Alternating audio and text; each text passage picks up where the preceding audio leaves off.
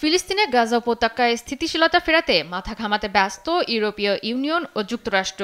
ফিলিস্তিনের স্বাধীনতাকামী সংগঠন হামাসকে বাদ দিয়ে ট্রাম্পের ২০ দফা পরিকল্পনা অনুযায়ী সেই বাহিনী গঠনের প্রস্তুতিও চলছে জোরে সোরে।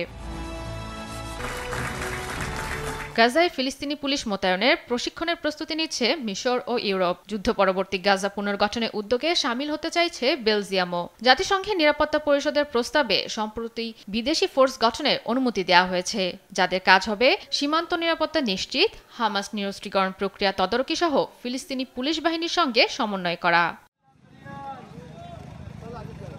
তবে বিদেশি বাহিনী মোতায়েনে বরাবরই এর বিপক্ষে অনেকে। তাদের মতে ফিলিস্তিনের পুলিশকে যথাযথ প্রশিক্ষণের মাধ্যমেই স্থিতিশীলতা বজায় রাখা সম্ভব। ইতোমধ্যে শুরু হয়ে গিয়েছে প্রশিক্ষণ। এ প্রসঙ্গে ফিলিস্তিন কর্তৃপক্ষ জানিয়েছে, এবছরের মার্চে মিশরের কায়রোয় প্রথম দফায় ৫০০-র বেশি কর্মকর্তাকে প্রশিক্ষণ দেওয়া হয়েছে। সেপ্টেম্বরে শুরু হওয়া ২ মাসব্যাপী নতুন কোর্সে প্রশিক্ষণ পেয়েছে আরও শতাধিক ফিলিস্তিনি। মধ্যপ্রাচ্যে শান্তি প্রক্রিয়া নিয়ে আলোচনার জন্য শিগগিরই কায়রোয় যাবেন ইউরোপীয় ইউনিয়নের বিশেষ প্রতিনিধি ক্রিস্তফ বিগো।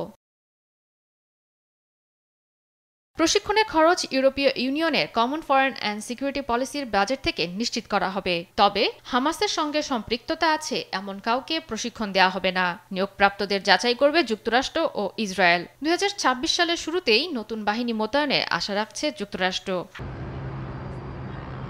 জয়া সরকার, নিউজ ডেস্ক, দেশ টিভি।